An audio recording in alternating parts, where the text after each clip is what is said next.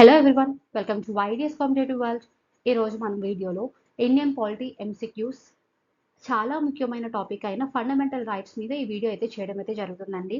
ఇవి APSC group 1, group 2, AEE, Andhra Pradesh high court and other competitive exams వాళ్ళకి ఈ వీడియో అనేది చాలా బాగా యూస్ఫుల్ అవుతుందండి.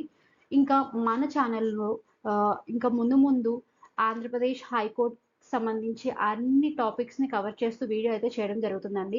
అలానే గ్రూప్ 1కి సంబంధించి, గ్రూప్ 2కి సంబంధించి అన్ని సిలబస్లో ఉన్న అన్ని టాపిక్స్ని కవర్ చేస్తూ వీడియోస్ అయితే చేయడం జరుగుతుందండి.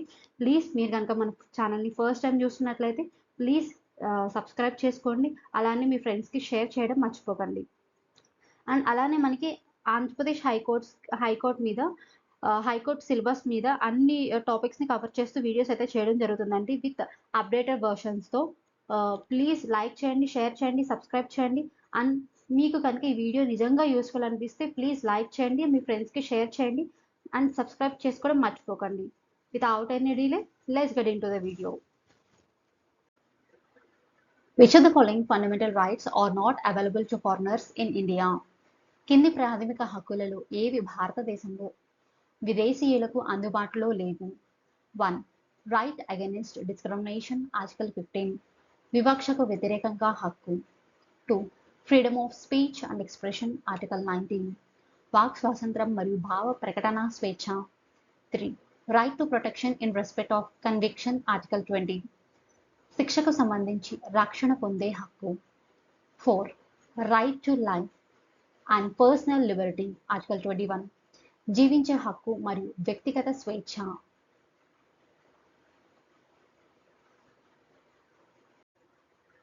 And the answer is option A, 1 and 2 only.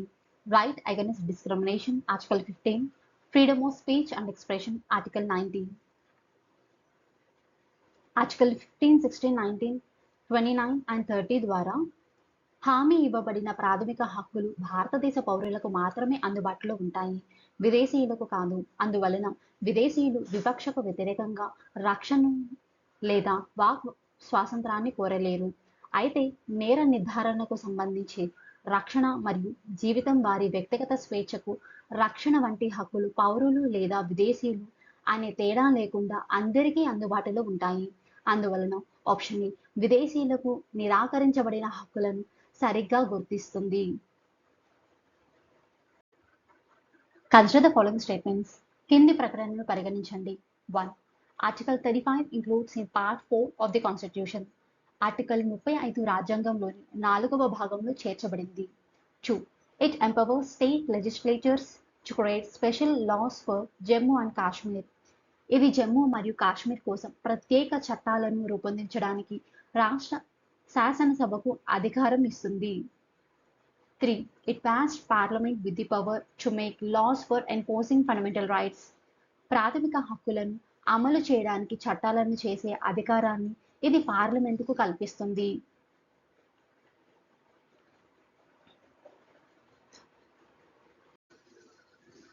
And the answer is option C, 3 only. It passed Parliament with the power to make laws for enforcing fundamental rights. ప్రాథమిక హక్కులను అమలు చేయడానికి చట్టాలను చేసే అధికారాన్ని ఇది పార్లమెంట్కు కల్పిస్తుంది. ప్రకటన 3 మాత్రమే సరి అయినది. ఆర్టికల్ 35 అనేది పార్ట్ 3లోని భాగం, పార్ట్ 4లో కాదు. మరియు భారతదేశం అంతటా ఏకరూపతను నిర్ధారించడానికి, ప్రాథమిక హక్కుల కింద నేరాలకు శిక్షలను నిర్దేశించే చట్టాలను చేయడానికి ఇది పార్లమెంటుకు మాత్రమే అధికారం ఇస్తుంది. ప్రకటన 2 తప్పు. జమ్మూ కాశ్మీర్ కోసం ప్రత్యేక చట్టాలు ఆర్టికల్ 35A కింద ఉన్నాయి. అయితే ఆర్టికల్ 35 కొన్ని ప్రాథమిక హక్కులు అమలుకు సంబంధించి రాష్ట్ర శాసన అధికారాలను పరిమితం చేస్తుంది.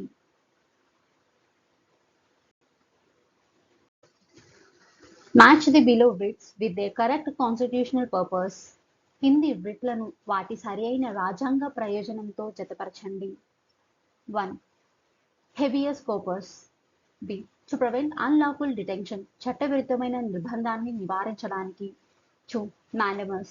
A. direct a person to perform public duty, ప్రజా విధిని నిర్వర్తించమని ఒక వ్యక్తిని ఆదేశించడం. 3. certiorari. C. Transfer of pending case, పెండింగ్లో ఉన్న కేసు బదిలీ. 4. qua warranto. D.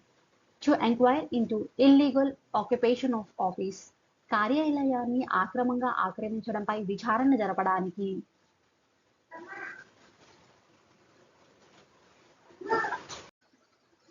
And the answer is option A.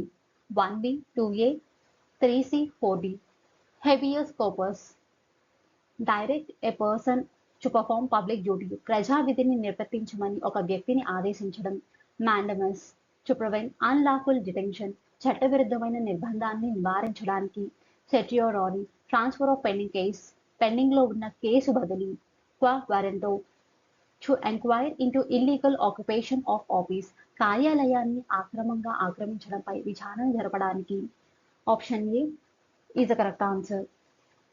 Habeas corpus ఒక వ్యక్తిని చట్టవిరుద్ధమైన నిర్బంధం నుండి విడుదల చేయడానికి జారీ చేయబడుతుంది. మాండమస్ ఒక ప్రభుత్వ అధికారిని వారి అధికారిక విధిని నిర్వర్తించమని ఆదేశిస్తుంది.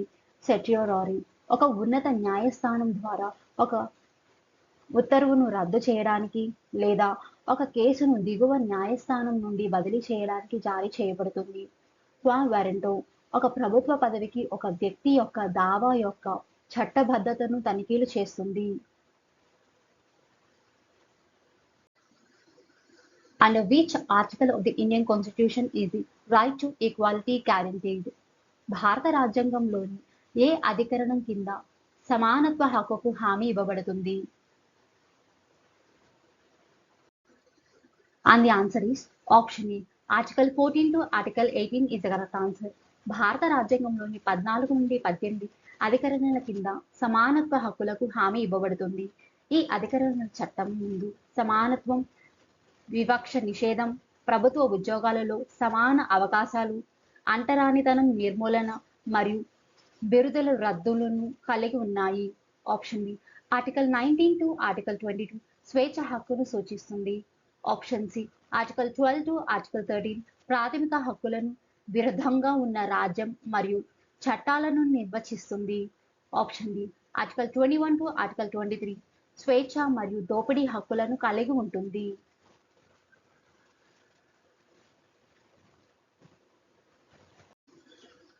Which constitutional article ensures the protection of the culture and educational rights of minorities? మైనారిటీల సాంస్కృతిక మరియు విద్యా హక్కుల పరిరక్షణను ఏ రాజ్యాంగ అధికరణం నిర్ధారిస్తుంది?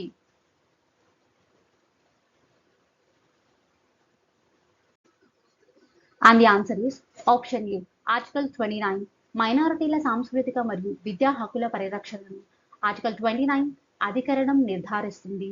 ఆర్టికల్ 29 మైనారిటీల ప్రయోజనాలకు ప్రత్యేకంగా వారి ప్రత్యేక భాష, లిపి లేదా సంస్కృతిని పరిరక్షించుకునే హక్కుకు రక్షణ కల్పిస్తుంది. ఆర్టికల్ 30 మైనారిటీకు విద్యా సంస్థలను స్థాపించుకునే హక్కుతో కలిసి ఇది సాంస్కృతిక మరియు విద్యా హక్కులను ఏర్పరుస్తుంది. Option B. ఆర్టికల్ 32 అనేది రాజ్యాంగ పరిహారాల హక్కు. Option C.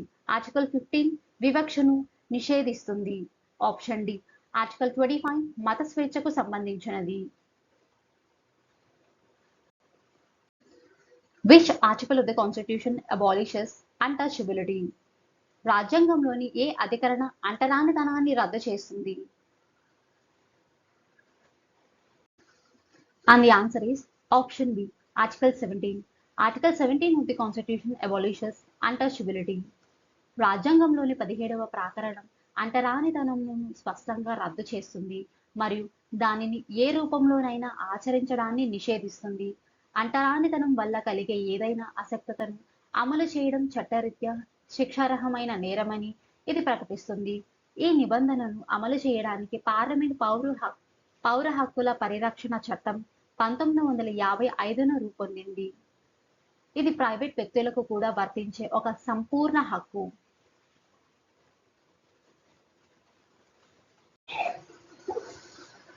Which article of the Indian Constitution guarantees equality before the law and equal protection of the laws? భారత రాజ్యాంగంలోని ఏ ప్రకరణ చట్టం ముందు సమానత్వాన్ని మరియు చట్టాల సమాన రక్షణను హామీ ఇస్తుంది?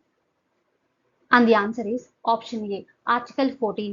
Article 14 భారతదేశ భూభాగంలో ప్రతి వ్యక్తికి చట్టం ముందు సమానత్వాన్ని మరియు చట్టాల సమాన రక్షణను హామీ ఇస్తుంది. ఈ హక్కు పౌరులకు మరియు విదేశీయులకు ఇద్దరికీ అందుబాటులో ఉంది. ఇది భారతదేశంలో చట్టబద్ధమైన పాలనకు పునాదిగా నిలుస్తుంది. In which section of the Indian Constitution are fundamental rights outlined? భారత రాజ్యాంగంలోని ఏ విభాగంలో మౌలిక హక్కులు వివరించబడ్డాయి?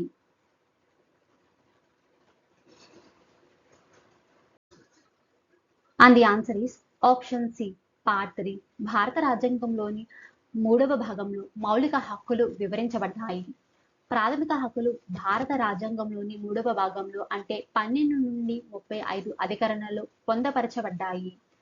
ఈ భాగాన్ని భారతదేశపు మాగ్నా కార్టా అని ప్రసిద్ధిగా వర్ణిస్తారు. ఆప్షన్ ఏ మొదటి భాగం కేంద్రపాలిత ప్రాంతం మరియు దాని భూభాగాన్ని కవర్ చేస్తుంది. ఆప్షన్ బి రెండవ భాగం పౌరసత్వాన్ని కవర్ చేస్తుంది. ఆప్షన్ డి 4వ భాగం రాష్ట్ర విధాన నిర్దేశక సూత్రాలను కవర్ చేస్తుంది.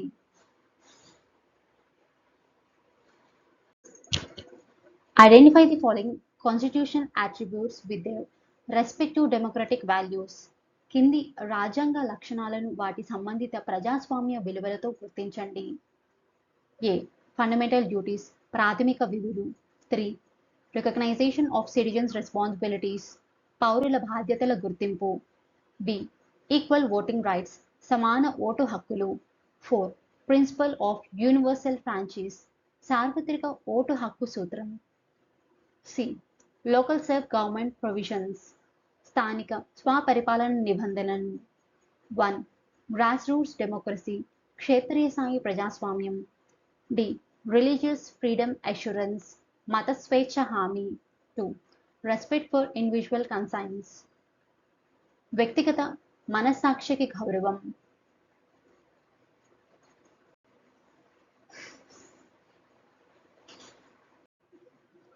And the answer is option C.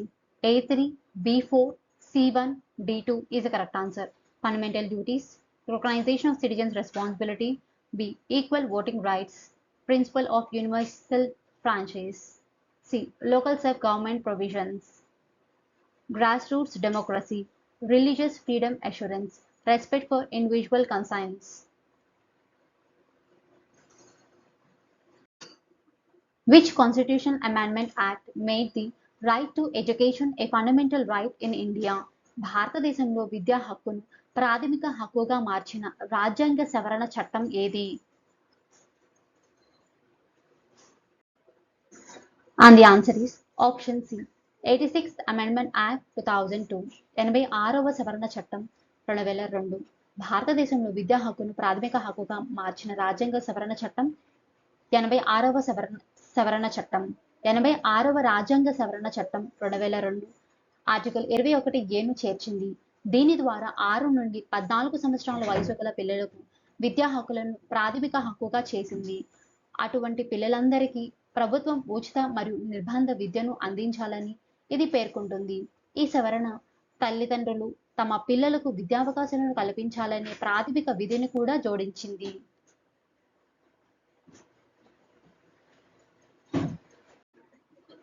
Arrange the following fundamental rights in the order they are listed in the Indian Constitution.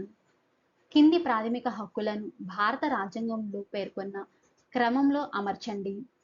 Right to constitutional remedies రాజ్యాంగ పరిహారాలు పొందే హక్కు. 2 రైట్ టు ఫ్రీడమ్ స్వేచ్ఛ హక్కు.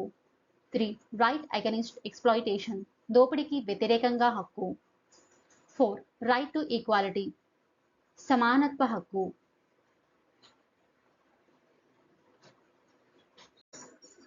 And the answer is option D. 4, 2, 3, 1. Right to equality, right to freedom, right against exploitation, right to constitutional remedies.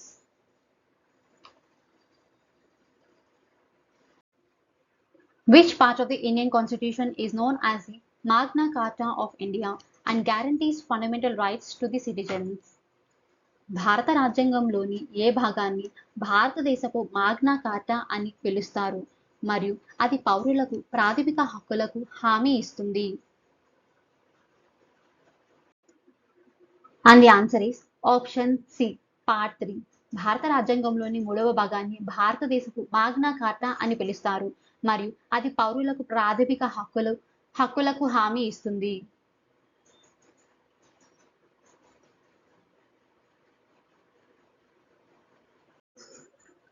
Arrange the following fundamental rights in the order of their appearance in the Constitution. కింది ప్రాథమిక హక్కులను రాజ్యాంగంలో అవి కనిపించే క్రమంలో అమర్చండి. 1. Right to freedom of religion, మత స్వేచ్ఛ హక్కు. 2. రైట్ టు ఫ్రీడమ్, స్వేచ్ఛ హక్కు. 3. రైట్ అగెనిస్ట్ ఎక్స్‌ప్లాయిటేషన్, దోపిడీకి వ్యతిరేకంగా హక్కు. 4. రైట్ టు ఈక్వాలిటీ, సమానత్వ హక్కు.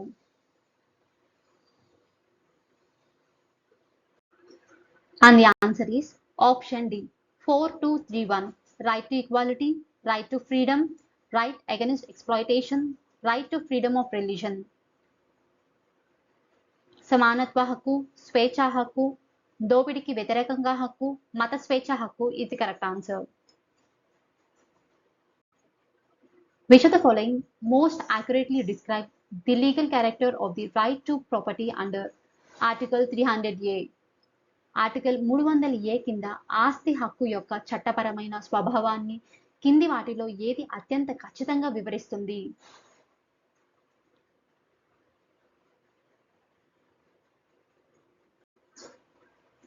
And the answer is option C, constitutional legal right, deprivation by law only.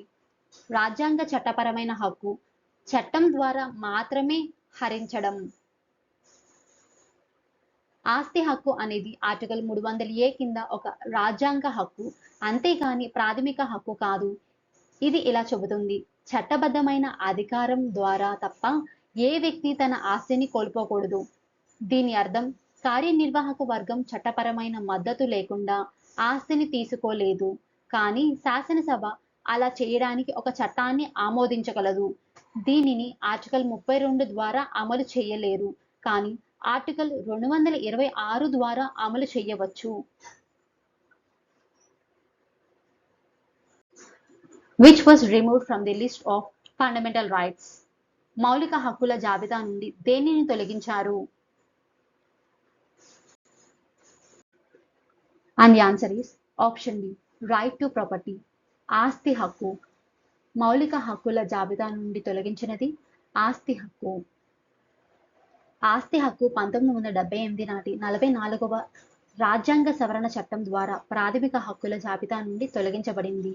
దీనిని 12వ భాగంలోని ఆర్టికల్ 300A కింద చట్టపరమైన హక్కుగా తిరిగి పొందపరిచారు. ప్రజా సంక్షేమం మరియు మౌలిక సదుపాయాల ప్రాజెక్టుల కోసం ప్రభుత్వ భూమిని సేకరించకుండా అడ్డుకుంటున్న వ్యాజ్యాలను తగ్గించడానికి ఇది జరిగింది.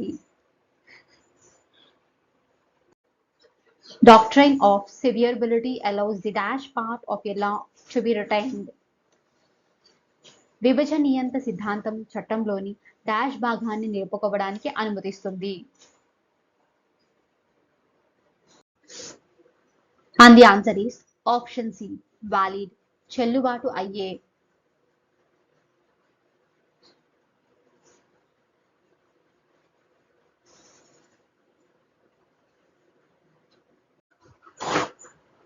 Through which amendment was Article 21A introduced? ఏ సవరణ ద్వారా article 21A ప్రవేశపెట్టబడింది?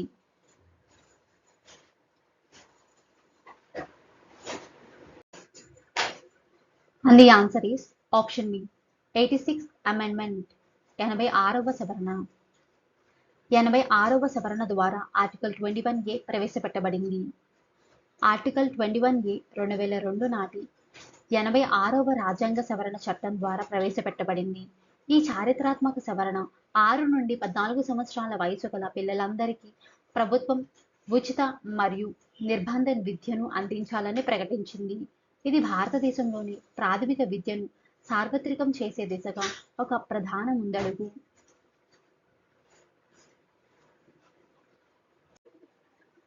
Reasonable classification, Article 14 was established in which case? సాహేతుకమైన వర్గీకరణ ఆర్టికల్ 14 ఏ సందర్భంలో స్థాపించబడినది?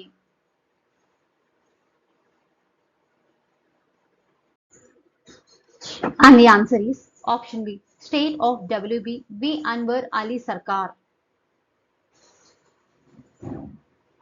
సాహిత్యకమైన వర్గీకరణ article 14 state of WB Anwar Ali సర్కార్ సందర్భంలో స్థాపించబడినది.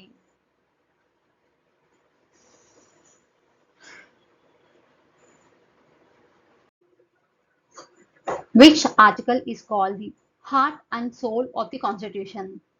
రాజ్యాంగానికి గుండె మరియు ఆత్మ అని ఏ ప్రకరణను అంటారు?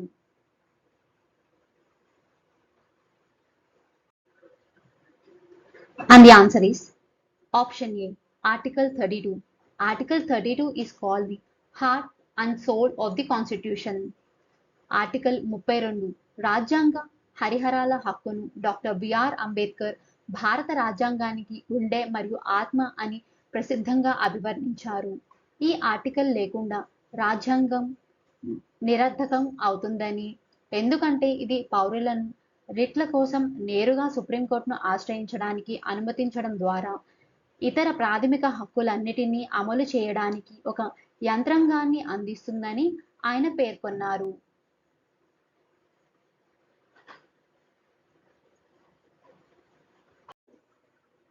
Which article empowers SC to issue writs for fundamental rights? మౌలిక హక్కుల కోసం రిట్లను జారీ చేయడానికి సుప్రీంకోర్టుకు ఏ ఆర్టికల్ అధికారం ఇస్తుంది?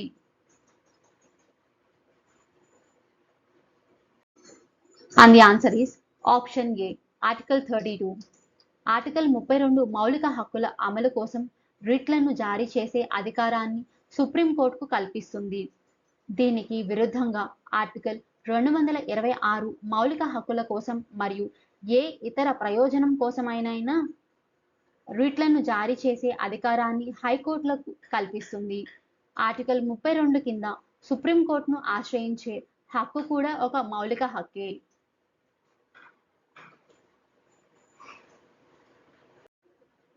Which of the following writ is issued by a higher court when a lower court has considered a case going beyond its jurisdiction? దిగువ court తన అధికార పరిధిని దాటి ఒక కేసును పరిగణించినప్పుడు ఉన్నత న్యాయస్థానం జారీ చేసే రిట్ కింది వాటిలో ఏది?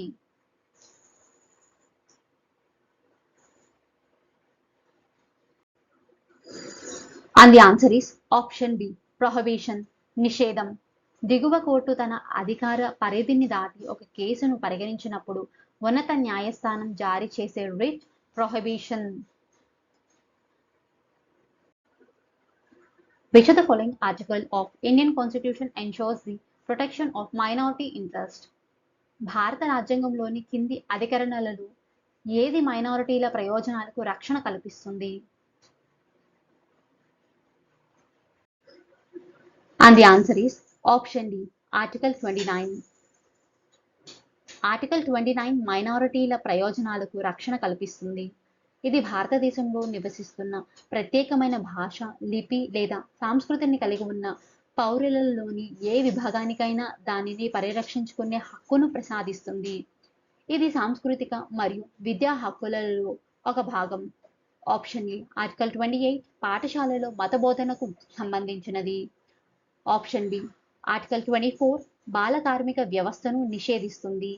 ఆప్షన్ సి, ఆర్టికల్ 31 రద్దు చేయబడిన ఆస్తి హక్కు. Which of the following is not covered under Article 25 of the Indian Constitution? కింది వాటిలో ఏది భారత రాజ్యాంగంలోని ఆర్టికల్ 25 పరిధిలోకి రాదు? And the answer is option D, right to religious conversion, మత మార్పిడి హక్కు. ఆర్టికల్ 28, 25 మనస్సాక్షి స్వేచ్ఛకు మరియు స్వేచ్ఛగా మతాన్ని విశ్వసించే, ఆచరించే మరియు ప్రచారం చేసే హక్కుకు హామీ ఇస్తుంది. అయితే సుప్రీంకోర్టు ప్రచారం చేసే హక్కులలో మరొక వ్యక్తిని మత మార్పిడి చేసే హక్కు చేరదని స్పష్టం చేసింది. మత స్వేచ్ఛ ప్రజా భద్రత, నైతిక మరియు ఆరోగ్యానికి లోబడి ఉంటుంది. అందువలన మత మార్పిడికి సంపూర్ణ హక్కు అనేది ఒక ప్రాథమిక హక్కు కాదు.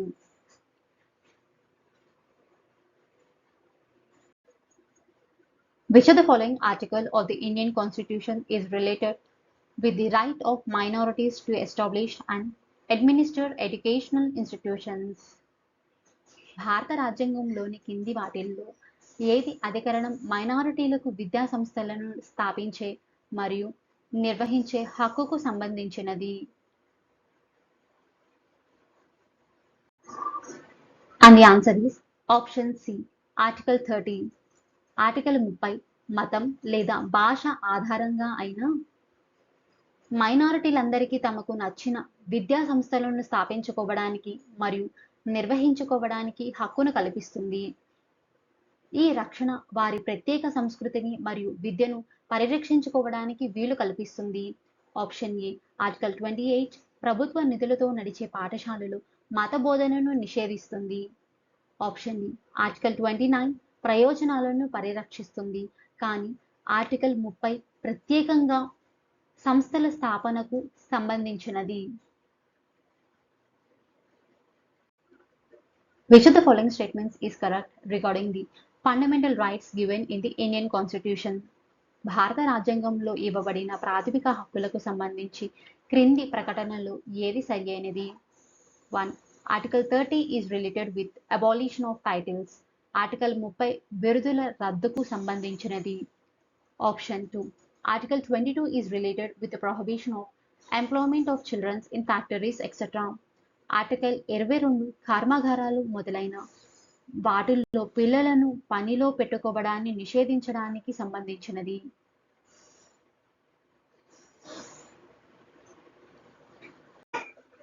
And the answer is option D, neither one nor two.